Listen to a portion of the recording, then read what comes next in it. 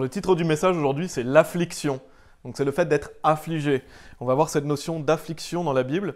Et on va lire déjà Jacques chapitre 5, des versets 10 et 11, où la Bible dit, Jacques chapitre 5, versets 10 et 11, « Prenez mes frères, les prophètes, qui ont parlé dans le nom du Seigneur, en tant qu'exemple d'affliction douloureuse et de patience. Voici, nous estimons heureux ceux qui endurent.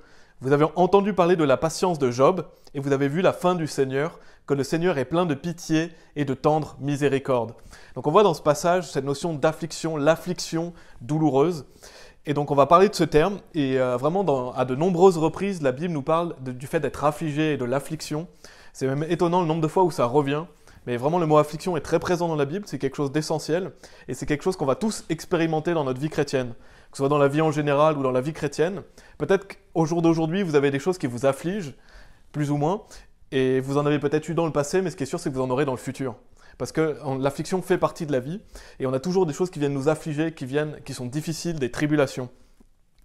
Et donc dans ce message, je vais vraiment parler de l'affliction, et je commence une nouvelle série de messages. Peut-être que je mettrai un peu certains messages d'Éphésiens entre parenthèses, mais l'affliction, c'est le premier message que je vais faire aussi d'autres messages par la suite, pas sur l'affliction, mais sur d'autres thèmes.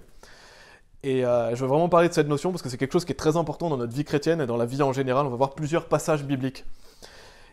Et donc, dans un premier point, on va voir qu'est-ce que l'affliction, et on va voir plusieurs passages qui nous parlent de cette notion. Donc on a vu déjà dans Jacques chapitre 5, verset 10, où il est dit « Prenez mes frères, les prophètes, qui ont parlé dans le nom du Seigneur, en tant qu'exemple d'affliction douloureuse et de patience. » Donc on voit les prophètes, ceux qui ont prêché la parole de Dieu, eh ben, ce sont des exemples pour nous d'affliction douloureuse et de patience, parce que quand vous prêchez la parole, mais même quand vous vivez en tant que chrétien, vous allez vivre de l'affliction. Et ça demande bien sûr de la patience.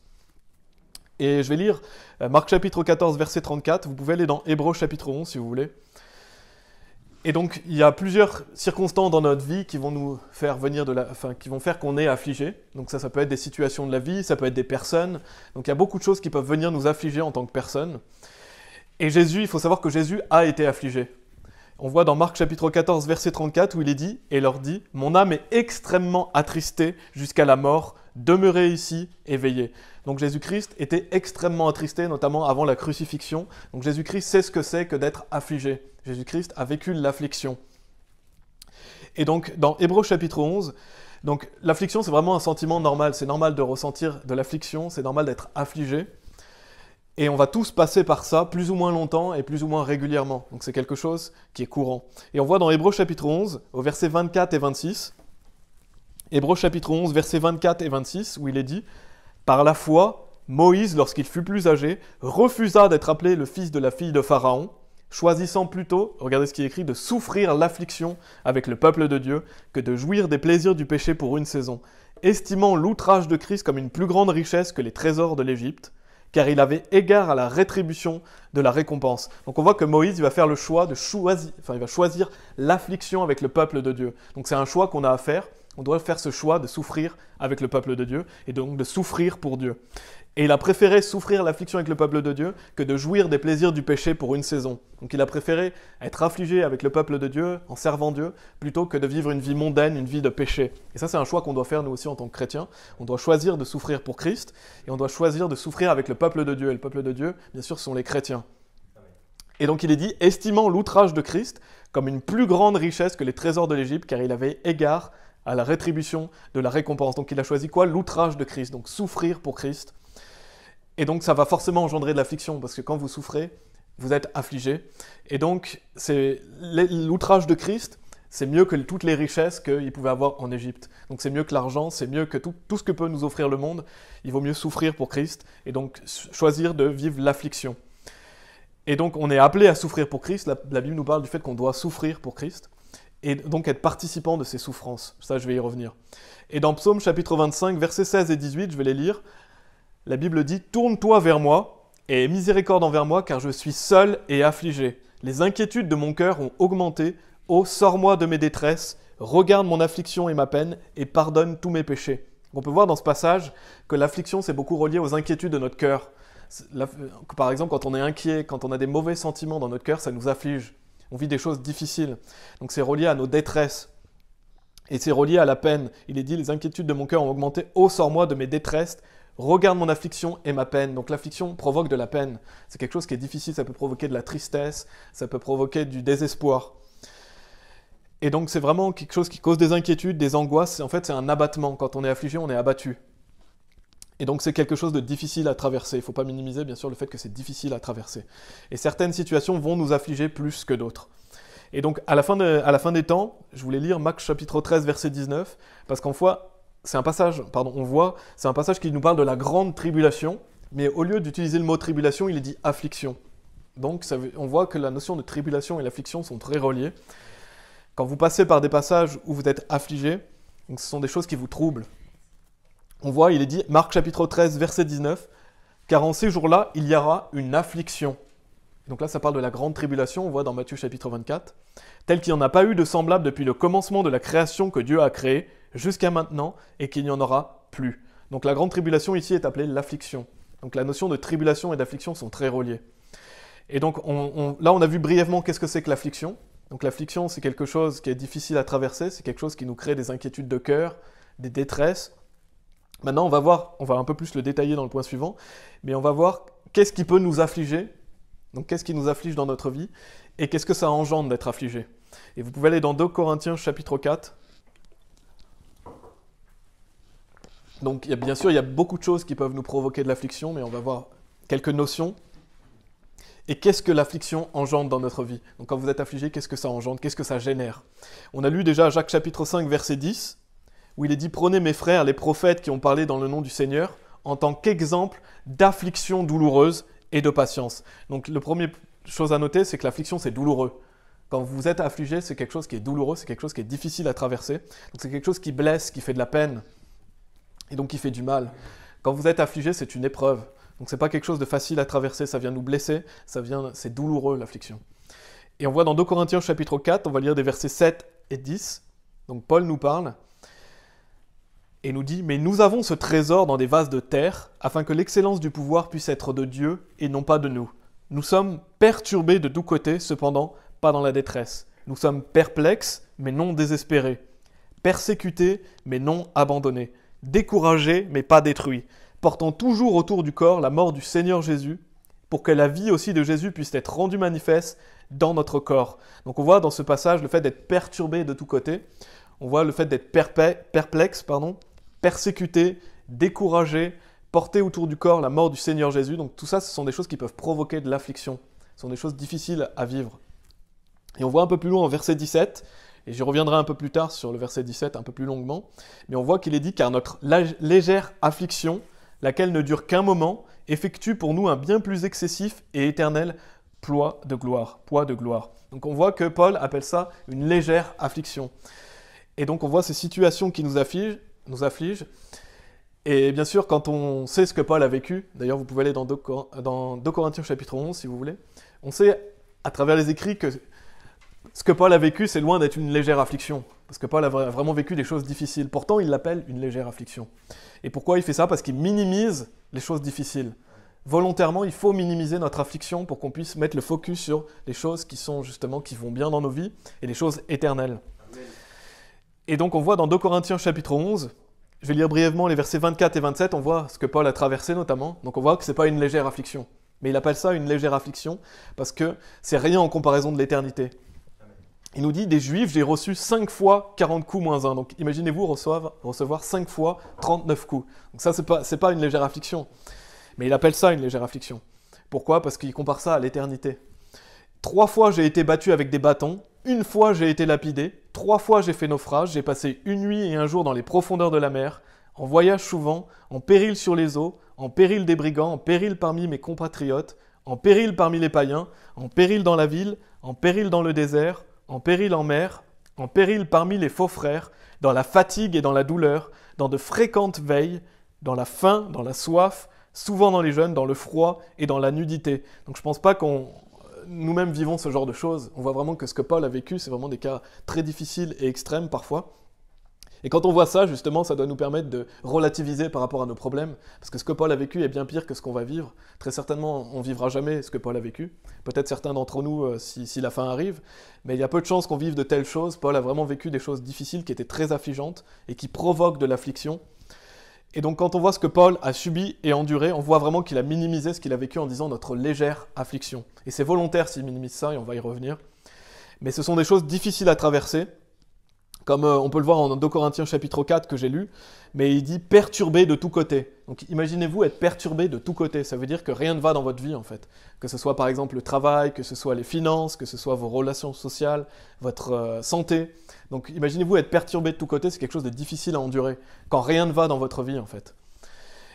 Et donc il est dit, cela provoque de la peine et de la difficulté, et bien sûr ça provoque du stress.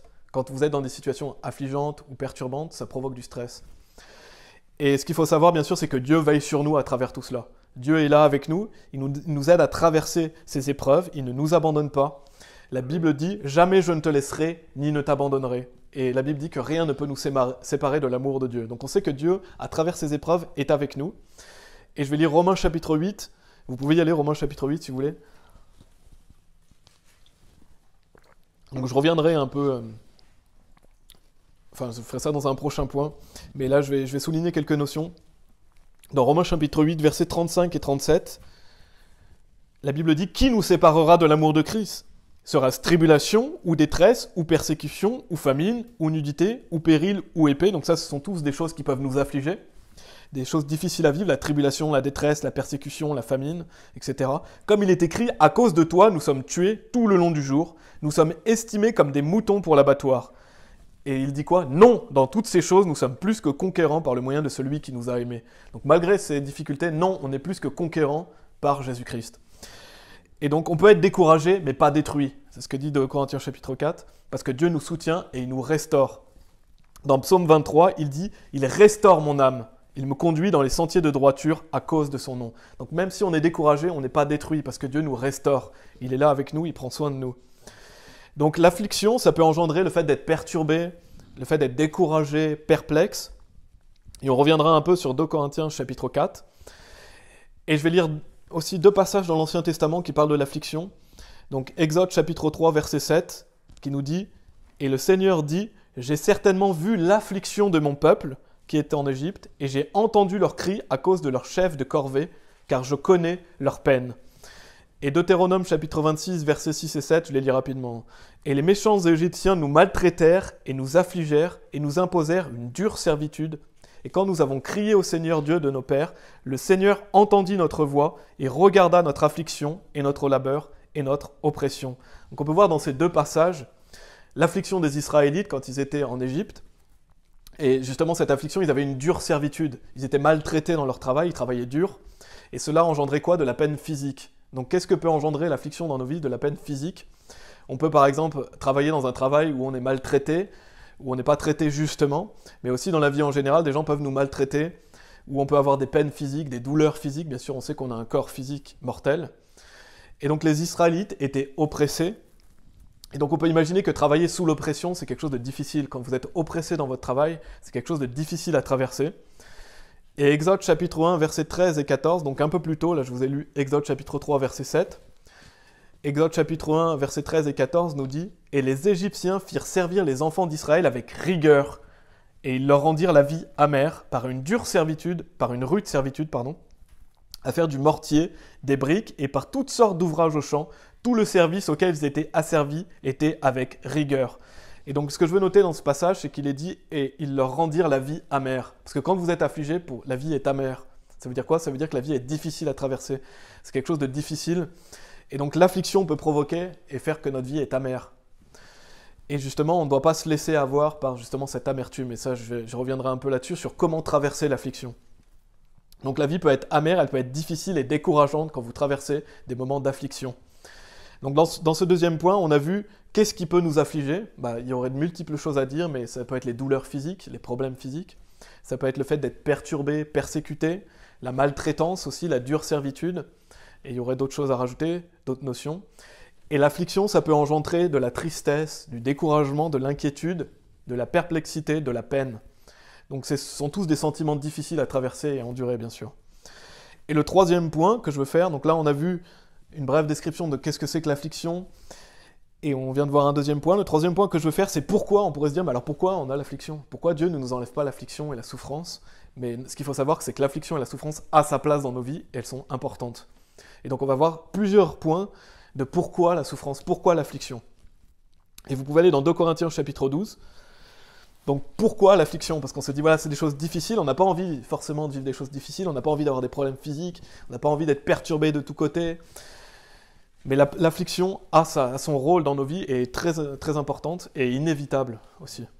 Donc dans 2 Corinthiens chapitre 12, on va lire les versets 7 et 8, où il est dit « Et de peur que je sois élevé outre mesure, à cause de l'abondance des révélations, il m'a été donné une écharpe dans la chair, le messager de Satan pour me frapper, de peur que je ne m'élève outre mesure. Pour cette chose, j'ai imploré le Seigneur 3 fois, afin qu'il puisse être retiré de moi. » On verra la suite dans le prochain point, les versets 9 et 10. 9 et 10. Mais on voit déjà quelque chose ici qui est important, c'est que l'affliction, ça nous rend plus humbles et ça nous garde humbles. Donc le fait qu'on ait des afflictions et des difficultés, ça permet qu'on reste des personnes humbles. Et ça peut aussi nous rendre humbles. Si vous êtes orgueilleux, Dieu peut vous affliger pour vous rendre plus humble. Donc c'est très important parce que l'humilité est essentielle dans la vie chrétienne. Dieu déteste l'orgueil et il nous dit « Dieu résiste aux orgueilleux et donne grâce aux humbles ». Donc quand Dieu nous afflige, ou quand on vit des afflictions, cela nous permet de rester humble, et ça nous permet aussi peut-être de devenir humble si vous êtes trop orgueilleux. Et on voit que Paul ici avait un messager qui venait le frapper de Satan, pour justement, à cause de toutes les révélations qu'il avait, pour le garder humble, pour pas qu'il s'élève outre mesure. Et on voit avec Manassé qui était un roi très malfaisant de Jérusalem, mais grâce à Dieu, il va finir par être sauvé. Il avait fait de très mauvaises choses, mais il va être sauvé.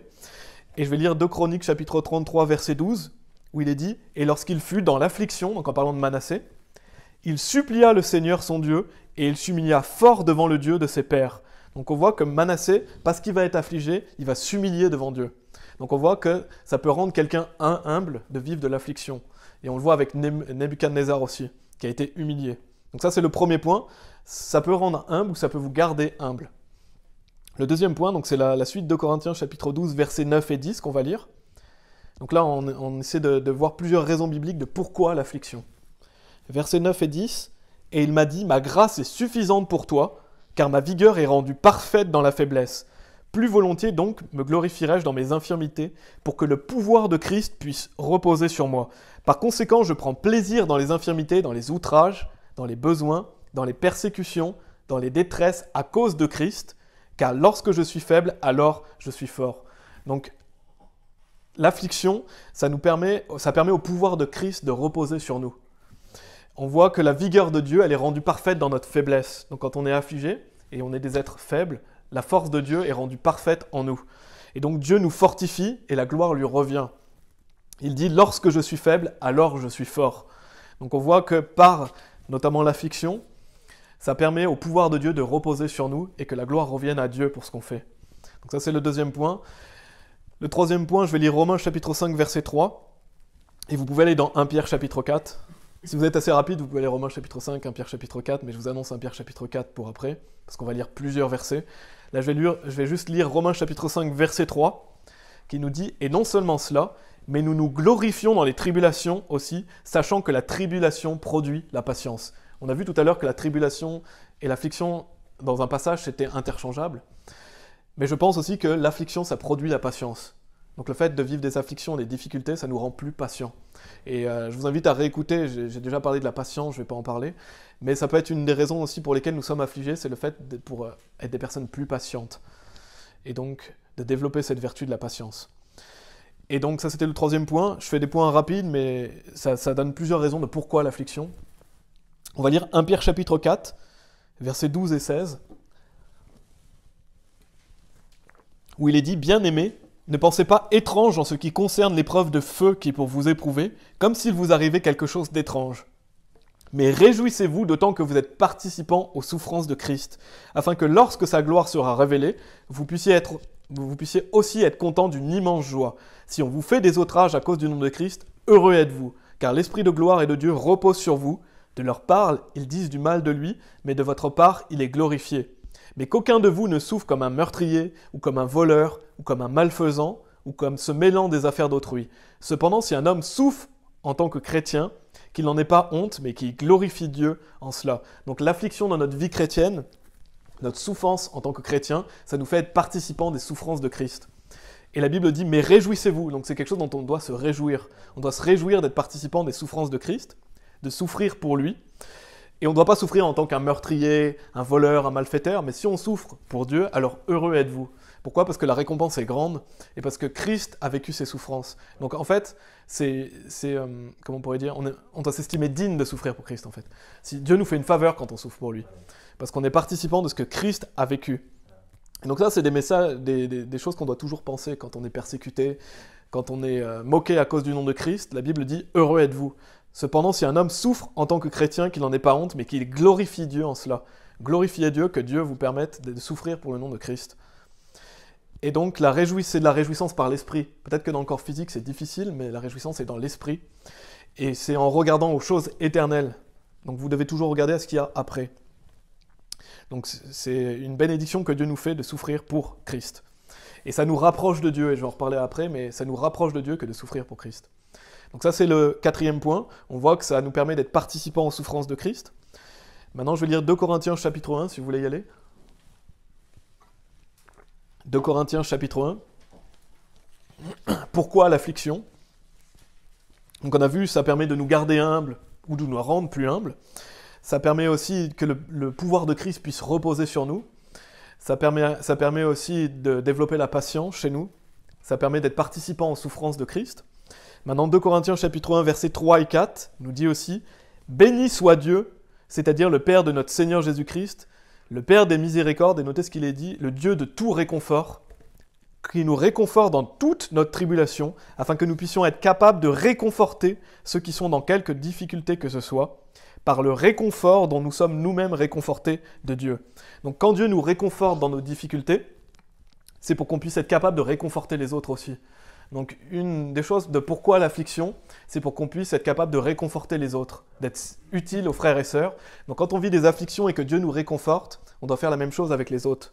On voit, il est dit qu'il nous réconforte dans toute notre tribulation, afin que nous puissions être capables de réconforter ceux qui sont dans quelque difficulté que ce soit. Donc Dieu nous réconforte et nous devons réconforter les autres en échange. Et donc le fait de vivre de l'affliction et des difficultés, ça nous permet de mieux comprendre les autres et d'être plus aptes à les aider, à les réconforter. Et donc ça, c'est un point important, on doit être un réconfort pour les autres. Donc ça, c'est le 5e point.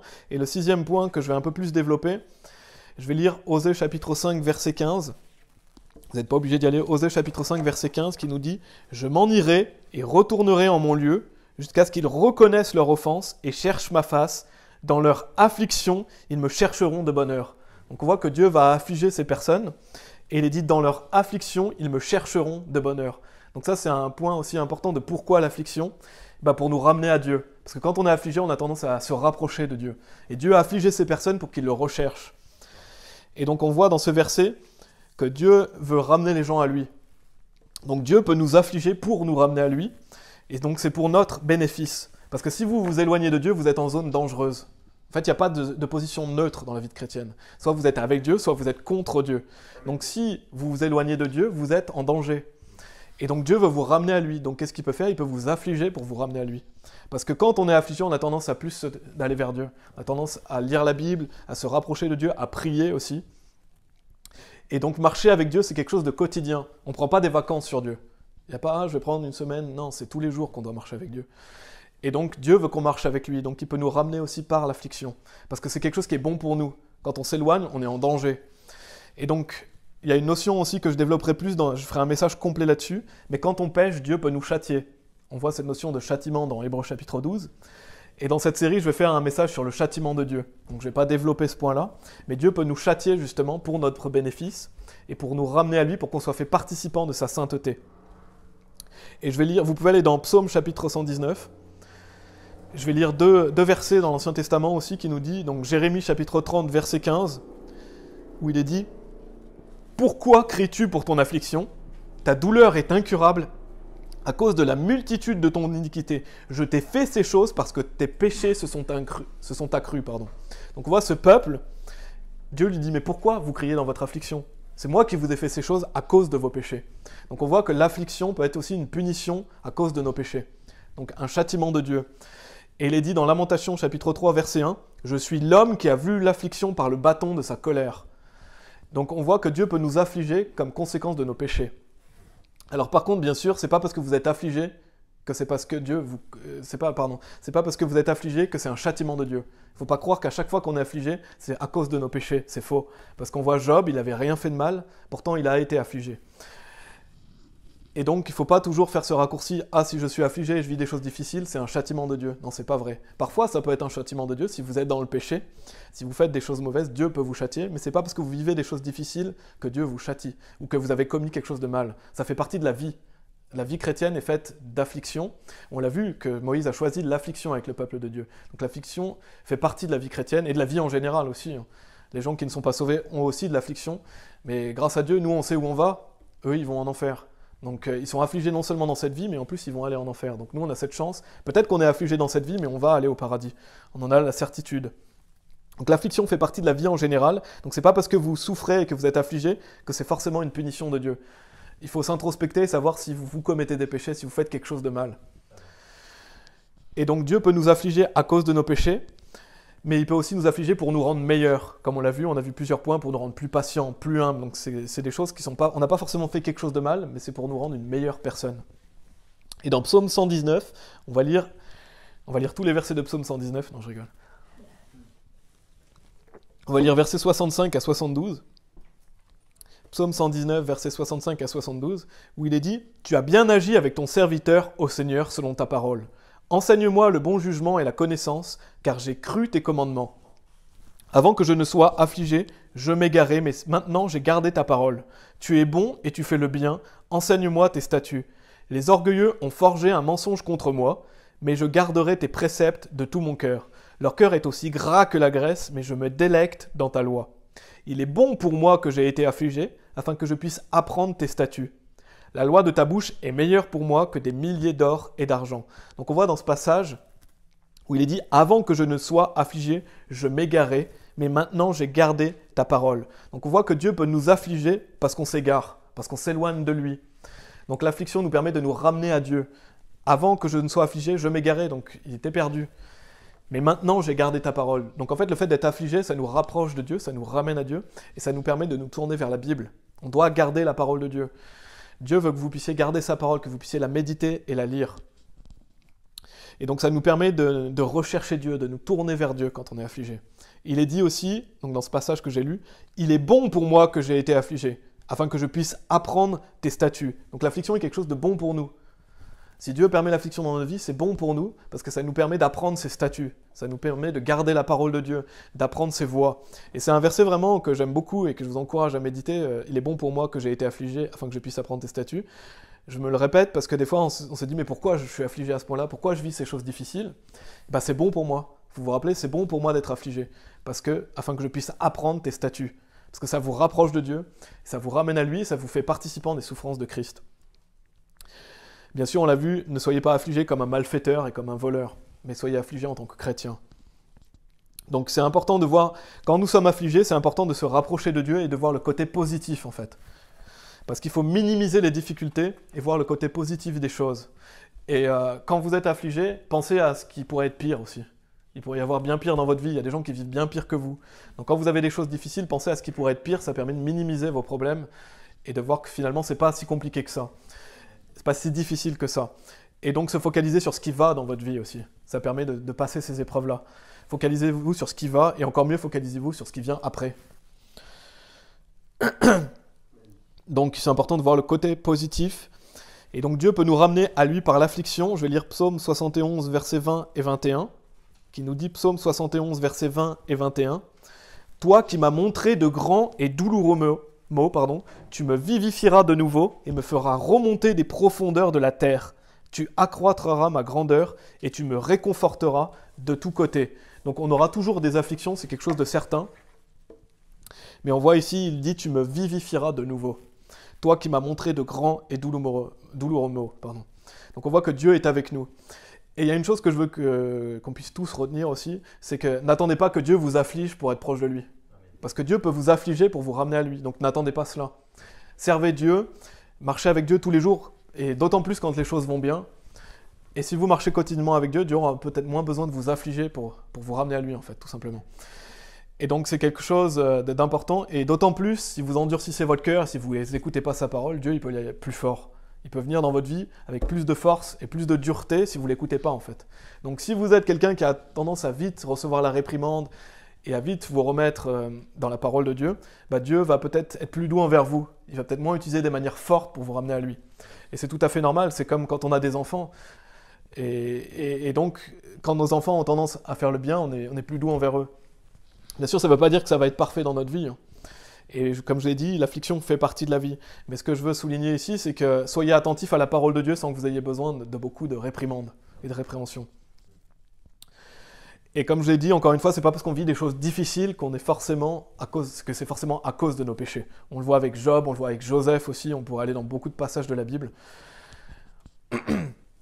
Et Psaume 119, verset 50, je vais le lire aussi. « Ceci est mon réconfort dans mon affliction, car ta parole m'a vivifié. » Donc il nous faut lire la Bible. Dieu nous réconforte par sa parole. Donc si vous voulez être réconforté par Dieu, lisez la Bible, écoutez des enseignements. Et donc il nous vivifie quand on est affligé. Dieu est là pour nous vivifier. Mais si vous ne lisez pas la Bible, vous ne laissez pas Dieu vous vivifier. Et si vous n'écoutez pas de sermons, si vous n'allez pas à l'église par exemple, c'est des choses qui nous permettent d'être vivifiés. C'est sa parole qui nous vivifie. Donc c'est spirituel. Donc là on vient de voir pourquoi l'affliction. On a vu quelques réponses pour que nous rendre plus humbles ou nous garder humbles, pour être plus patients, pour que le pouvoir de Christ puisse reposer sur nous, pour être participants des souffrances de Christ, pour être un réconfort pour les autres aussi, ou pour nous ramener à Dieu ou nous rapprocher de lui. Parce que ça peut être simplement aussi, pas forcément vous êtes éloigné de Dieu, mais pour vous soyez encore plus proche de Dieu, plus proche de ce que Christ a vécu, plus proche de ses souffrances. Et donc, réjouissez-vous d'être proche de Dieu. Et donc tout ça aussi, ça peut nous permettre de nous rendre une meilleure personne, un meilleur chrétien, et plus apte au service de Dieu. Maintenant, on va voir dans un quatrième point, comment traverser l'affliction. Donc on a vu qu'est-ce que c'est que l'affliction, on a vu qu'est-ce que ça engendre, là on vient de voir justement pourquoi, et maintenant on va voir comment traverser l'affliction. Et vous pouvez aller dans 2 Corinthiens chapitre 4. Peut-être vous vous dites « Ah, mais ça ne s'applique pas à moi, tout va bien dans ma vie, attendez un peu, il y aura des choses qui seront difficiles. » Parce que la vie, il y a toujours des afflictions dans la vie. Il y a toujours des choses difficiles, et la Bible dit que tous ceux qui vivent pour Christ vont vivre la persécution. Donc c'est quelque chose auquel il faut s'attendre et qui est obligatoire, entre guillemets, dans la vie chrétienne. Donc, 2 Corinthiens chapitre 4, je vais lire le verset 17, donc, que j'avais déjà lu. La première chose, donc comment traverser l'affliction, souvenez-vous que c'est temporaire. 2 Corinthiens chapitre 4 verset 17 nous dit « Car notre légère affliction, laquelle ne dure qu'un moment, effectue pour nous un bien plus excessif et éternel poids de gloire. » Et souvenez-vous que Paul minimise ce qu'il a vécu parce qu'il dit « notre légère affliction » alors qu'on sait qu'il a traversé des choses difficiles. Donc Paul il met le focus sur ce qui va. Et donc il nous dit « laquelle ne dure qu'un moment ». Donc il faut se souvenir que l'affliction c'est temporaire. C'est quelque chose de temporaire. Déjà dans notre vie, souvent les choses qui nous affligent peuvent disparaître, ça peut se régler et aller mieux. Et même si vous avez peut-être un mot physique ou un trouble physique ou quelque chose qui vous afflige sur toute la vie, sachez que cette vie est temporaire. Après c'est terminé. Une fois que vous êtes au paradis, vous n'avez plus cette affliction que vous avez aujourd'hui. Donc on n'est que vapeur. Notre vie elle est courte. Donc notre vie sur Terre est temporaire. Donc quand on vit des afflictions, quand on vit des choses difficiles, il faut se souvenir que c'est temporaire, qu'il y a une fin à cela. Ça nous aide justement à voir plus loin. Et à savoir qu'un jour, ce sera terminé. Et donc, c'est rien à côté de l'éternité, cela ne dure qu'un moment. Et on doit se réjouir aussi, parce qu'il pourrait y avoir pire dans notre vie, comme je l'ai dit. Vous pourriez vivre des choses bien plus difficiles que ce que vous vivez aujourd'hui. Donc, remerciez Dieu pour ses bienfaits, pour ce qui est bien dans votre vie, réjouissez-vous de ce que vous avez bien dans votre vie, ça vous permet justement de moins être affligé, et de plus facilement traverser les difficultés. Et donc, non seulement c'est temporaire, et c'est rien en comparaison de la vie éternelle, mais aussi nos afflictions en tant que chrétiens, c'est rien en comparaison de ce qui nous attend après. On voit, il dit notre légère affliction, donc c'est une notion de poids, c'est quelque chose de léger. Donc quand on pense à l'affliction, c'est léger, alors que de l'autre côté de la balance, c'est dit bien plus excessif et éternel poids de gloire. Donc on voit que le poids de gloire est bien plus lourd que l'affliction. Donc quand vous pesez les deux ensemble, c'est même pas comparable. Paul ne compare, il dit ce qu'il a vécu, c'est rien à côté de ce qu'il attend après. Et donc ça nous permet aussi de relativiser, et déjà c'est temporaire, mais en plus c'est rien à côté de ce qu'on va vivre après. Donc ça peut même pas être... le poids est totalement différent en fait. Vous avez quelque chose de léger et quelque chose de très lourd à côté. Donc le poids de gloire est beaucoup plus lourd que l'affliction. Donc on doit se focaliser sur les choses éternelles. Donc on a bien sûr cette joie et cette certitude d'aller au paradis, mais aussi on a cette grâce de pouvoir gagner des récompenses pendant cette vie. Vous n'avez que cette vie pour avoir des récompenses au paradis. Donc servez-vous de cette vie pour vous mettre au service de Dieu. Romains chapitre 8, verset 18 aussi nous dit « Car j'estime que les souffrances de ce temps présent ne sont pas dignes d'être comparées avec la gloire qui sera révélée en nous. » Donc les souffrances que vous vivez aujourd'hui, c'est rien à côté de ce qui va être révélé en vous, à côté de la gloire éternelle auprès de Dieu. Donc bien sûr, il faut minimiser nos souffrances, mais bien sûr ces souffrances sont présentes. Je ne dis pas que les souffrances n'existent pas. La souffrance, c'est quelque chose de très difficile à traverser. On peut avoir des afflictions qui sont vraiment douloureuses, on peut avoir des choses difficiles dans nos vies. Que ce soit une maladie, un problème physique, que ce soit dans vos finances, dans votre travail, dans vos relations. Mais on doit endurer ces choses, on doit continuer, on doit persévérer à travers ça, parce que ce n'est pas digne d'être comparé avec la gloire qui sera révélée en nous. Donc l'affliction, c'est quelque chose de temporaire et qui n'est pas digne d'être comparé avec la gloire future. Donc ça, déjà, c'est comment traverser l'affliction, savoir que c'est temporaire, savoir que c'est rien à côté de l'éternité. Et autre chose aussi, qu'est-ce qui nous aide à traverser l'affliction? C'est la prière. Vous pouvez aller vous allez dans Philippiens chapitre 4 si vous voulez. Philippiens chapitre 4, je vais juste lire Jacques chapitre 5 verset 13. Jacques chapitre 5 verset 13 qui nous dit « Y a-t-il quelqu'un parmi vous qui est affligé? Qu'il prie. Quelqu'un est-il joyeux? Qu'il chante des psaumes. » Donc si vous êtes affligé, priez. Donc la prière, justement, c'est un moyen de parler à Dieu, de lui confier vos soucis, vos difficultés. Dieu est là, il vous soutient. Et donc, confiez à Dieu vos problèmes. La prière nous aide à traverser l'affliction. On voit dans Philippiens chapitre 4, versets 6 et 7. Philippiens chapitre 4, « Ne vous inquiétez de rien, mais en toute chose par la prière et la supplication, avec remerciement, faites connaître à Dieu vos requêtes, et la paix de Dieu, laquelle surpasse toute compréhension, gardera vos cœurs et vos intelligences par Christ Jésus. » Donc ne vous inquiétez de rien, malgré les difficultés, malgré les souffrances, faites connaître à Dieu par la prière et la supplication avec remerciement. Et il est dit, et la paix de Dieu, Dieu vous donnera sa paix. Donc vous serez capable de surmonter ces épreuves par la paix de Dieu. Dieu est là avec vous par son esprit. Il dit, gardera vos cœurs et vos intelligences par Christ Jésus. Et 1 Pierre chapitre 5 verset 7 nous dit aussi, jetant tous vos soucis sur lui car il se soucie de vous. Jetez tous vos soucis sur Dieu. Dieu se soucie de vous. Et donc il faut remettre nos soucis au Seigneur. Quand vous avez des choses qui vous affligent, remettez-les à Dieu. Parlez-lui, parce que Dieu prend soin de vous et il vous aime. Et je vais lire plusieurs versets, vu que c'est des versets un peu dans des passages différents, je vais simplement les lire. Mais Psaume 34, verset 19 nous dit « Nombreuses sont les afflictions de l'homme droit, mais le Seigneur le délivre de toutes. » Donc, est-ce qu'on n'aura que quelques afflictions? Non, c'est dit « Nombreuses sont les afflictions de l'homme droit. » Donc, quand vous vivez pour Christ, vous aurez de nombreuses afflictions, parce que ça procure de la souffrance. On voit que Moïse a choisi l'affliction avec le peuple de Dieu. Donc, ayez confiance que Dieu vous délivrera de toute affliction. Il dit « Nombreuses sont les afflictions de l'homme droit, mais le Seigneur le délivre de toutes. » Il ne dit pas de quelques-unes, il dit de toutes les afflictions. Donc Dieu est avec vous à travers tout cela. Donc nous, ce qu'on doit s'assurer, c'est d'aimer Dieu, en fait. De continuer à marcher avec lui. Lamentation chapitre 3, verset 25 nous dit aussi « Le Seigneur est bon pour ceux qui s'attendent à lui, pour l'âme qui le cherche. » Donc Dieu est bon envers les personnes qui s'attendent à lui et pour les personnes qui le cherchent. Donc Dieu se soucie de nous. Il ne faut pas oublier que Dieu n'est pas un Dieu lointain. Dieu est ici, il est présent avec nous. Il se soucie de ce qu'on vit au quotidien. Il est là avec nous, ce n'est pas un Dieu lointain qui est loin de nos problèmes. Non, il est là à travers nos problèmes. Et on va voir plusieurs versets justement à ce sujet que je vais mentionner. Que Dieu se soucie de nous, il est là avec nous. Psaume 103, verset 13 nous dit « Comme un père prend pitié de ses enfants, ainsi le Seigneur prend pitié de ceux qui le craignent. » Donc Dieu a compassion de ses enfants. Comme quand vous êtes parents, vous avez compassion de vos enfants. Dieu se soucie de vous, il a compassion de ses enfants. Et d'autant plus, Dieu est le meilleur père qu'on puisse espérer. Vous n'avez pas meilleur père que Dieu lui-même. Dieu est parfait. Donc Dieu a compassion de ses enfants. Psaume 56, verset 8 nous dit « Tu racontes mes errances, mets mes larmes dans ta bouteille, ne sont-elles pas dans ton livre ?» Donc quand vous pleurez, Dieu voit vos pleurs. Il dit « Mets mes larmes dans ta bouteille ». Donc c'est comme un parent qui garde, par exemple, les dessins de ses enfants ou des choses de ses enfants. Dieu, il se soucie de nous comme ça, comme les parents qui se soucient de leurs enfants. Quand vous confiez vos larmes à Dieu, il se soucie de cela. C'est pas un Dieu lointain, c'est un Dieu qui est là avec nous et qui nous aide à traverser les difficultés. Et Luc chapitre 12, verset 7, « Mais même tous les cheveux de votre tête sont comptés, n'ayez donc pas peur, vous avez plus de valeur que beaucoup de moineaux. » Donc Dieu connaît le nombre de vos cheveux. Dieu connaît toutes choses sur vous. Il sait ce que vous traversez et il vous aide à traverser ces choses difficiles. Il garde nos larmes avec lui. Donc Dieu est un Dieu attentif à nous, c'est un Dieu de tout réconfort, et c'est le meilleur Père qu'on puisse espérer. Donc ça, c'est bien sûr, ça nous aide à traverser l'affliction, de savoir que Dieu se soucie de nous, il est là pour nous, il nous aime, qu'il n'y a rien qui puisse nous séparer de son amour. Et un autre moyen pour traverser l'affliction aussi, par exemple, quand vous êtes persécuté en tant que chrétien, quand vous allez prêcher l'évangile, ou persécuté dans votre famille, ou persécuté en tant que prédicateur, quelle que soit la manière, vous êtes persécuté en tant que chrétien, qui nous aide aussi, c'est de se souvenir des jugements de Dieu. Et vous pouvez aller dans Psaume 119 encore une fois.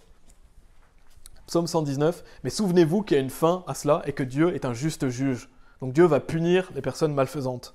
Et donc ça nous aide à traverser l'affliction, de savoir que Dieu est juste, c'est un juste juge qui va rétribuer. C'est Psaume 119, versets 51 et 52. Il est dit « Les orgueilleux m'ont grandement tourné en dérision, cependant je n'ai pas dévié de ta loi.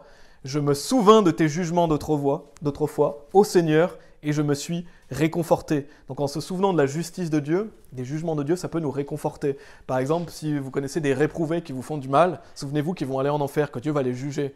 Amen. Et que Dieu va juger aussi les personnes malfaisantes. Donc ça nous aide à traverser l'affliction. Dieu va nous venger en fait. On n'a pas besoin de se venger, Dieu va le faire. Et c'est une certitude. Donc se rappeler des jugements de Dieu, ça nous aide justement à traverser cette affliction. On peut être affligé par exemple parce qu'on voit ces personnes malfaisantes qui prospèrent, on voit les gens qui font du mal aux autres, des gens qui nous font du mal à nous aussi. Mais il y a une fin à ça. Dieu va faire justice. Donc ça nous donne le réconfort et la patience. Et retournez dans 2 Corinthiens chapitre 4 aussi si vous voulez. Et en lisant la Bible, vous voyez tous les jugements de Dieu, vous voyez la justice de Dieu. 2 Corinthiens chapitre 4, verset 16, nous dit « Pour ce motif, nous ne défaillons pas. » Donc on ne doit pas défaillir, j'en avais parlé un peu dans le message sur la patience, mais on ne doit pas défaillir, on doit continuer, persévérer.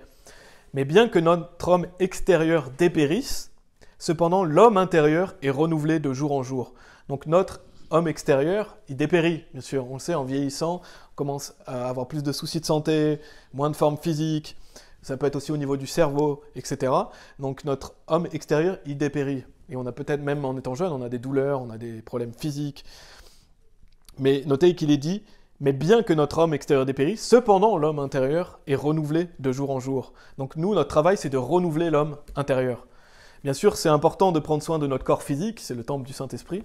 On doit prendre soin de notre corps, mais on doit focaliser notre travail sur renouveler notre homme intérieur de jour en jour. Et notez qu'il n'est pas dit de mois en mois ou d'année en année. C'est tous les jours. Ça veut dire quoi? Ça veut dire qu'on doit marcher tous les jours avec Dieu. On doit s'assurer tous les jours de renouveler. Comment? En lisant la Bible.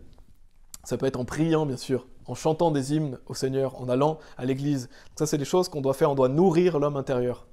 En fait, on doit avoir les yeux sur l'éternité et nourrir cet homme intérieur qui est éternel. Notre homme extérieur, il va périr, il va mourir, mais l'homme intérieur, il est éternel. Donc il est dit de jour en jour. Donc c'est important de marcher par l'esprit chaque jour, de le renouveler jour après jour. Et donc en conclusion, peut-être que vous vivez des choses qui sont affligeantes aujourd'hui, pour diverses raisons, que ce soit des situations ou des personnes. Vous en avez peut-être vécu dans le passé, on en vivra certainement dans le futur, parce que l'affliction fait partie de la vie chrétienne. Et bien sûr, il y a des afflictions qui sont plus ou moins douloureuses, mais l'affliction est douloureuse, et donc ça fait partie de la vie, et on voit avec tous ces événements qui surviennent aujourd'hui, forcément que ça peut provoquer de l'affliction, du désespoir, du découragement, et on ne doit pas laisser ça nous troubler. On doit continuer et persévérer, et avoir les yeux sur l'éternité en fait, avoir les yeux sur Dieu, sur ses jugements, et savoir que l'affliction est quelque chose de bon pour nous. Donc ça peut nous rendre plus humbles, ou nous garder humbles, ça peut nous rendre plus patients, comme on l'a vu, plus propices à aider les autres aussi, parce que quand on vit des choses difficiles, on est plus propice à écouter les autres, à les aider dans leurs problèmes, plus proche du Christ aussi, et on doit savoir que Dieu est avec nous à travers cela, que Dieu prend soin de nous, et se soucie de nous. Donc c'est temporaire, l'affliction est quelque chose de temporaire, il y a une fin à l'affliction. C'est rien en comparaison de l'éternité. Et donc une chose importante aussi à faire, c'est qu'il ne faut pas mettre le focus sur nous-mêmes. Quand vous vivez de l'affliction, ne pensez pas à vous, pensez aux autres en fait. Et c'est pour ça qu'être fait participant des souffrances de Christ, ça nous permet de penser au Christ, ça nous permet de penser aux autres, aux âmes perdues.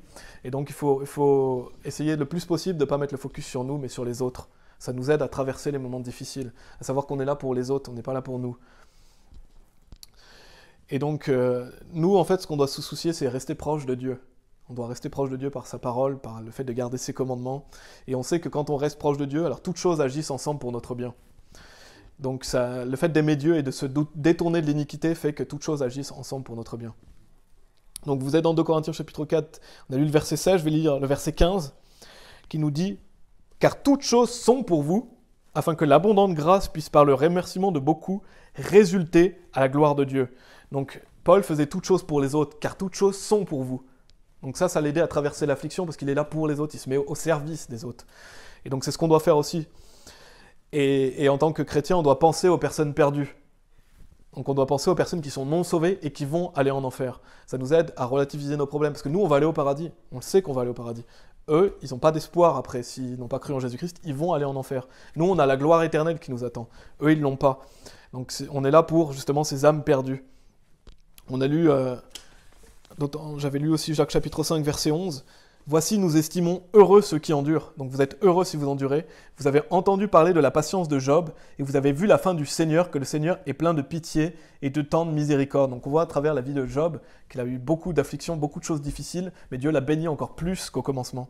Donc Dieu prend pitié de nous, il a miséricorde de nous. Et vous pouvez aller dans 1 Pierre chapitre 5, je vais conclure sur ces versets.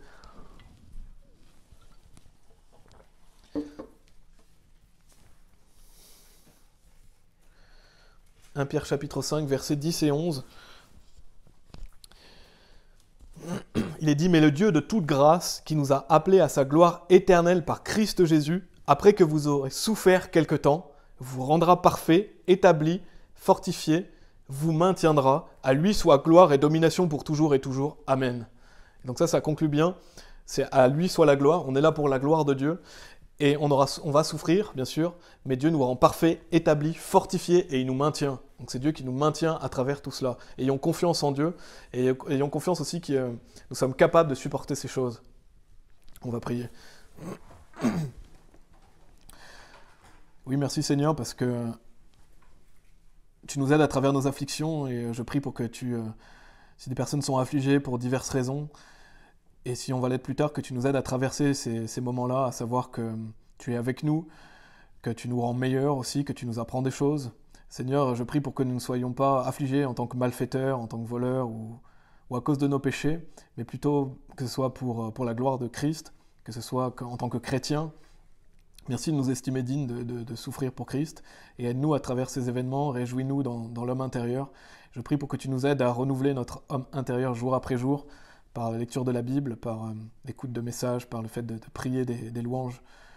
À toi Seigneur, merci de nous aider à travers ces événements et nous à travers ces temps aussi troublés, à regarder à l'éternité et à penser aux âmes perdues et les gens qu'on pourrait aider autour de nous, en fait, que nous ne soyons pas focalisés sur nous-mêmes, que nous ne soyons pas en dépression, mais que nous puissions penser aux bénéfices des autres et que tu as un plan pour nous aussi. Seigneur, comme avec Job, il a été grandement affligé, mais tu as été là avec lui et tu l'as béni encore plus à la fin de sa vie. Merci Seigneur, aide-nous à traverser tous ces événements et à garder confiance au nom de Jésus-Christ. Amen.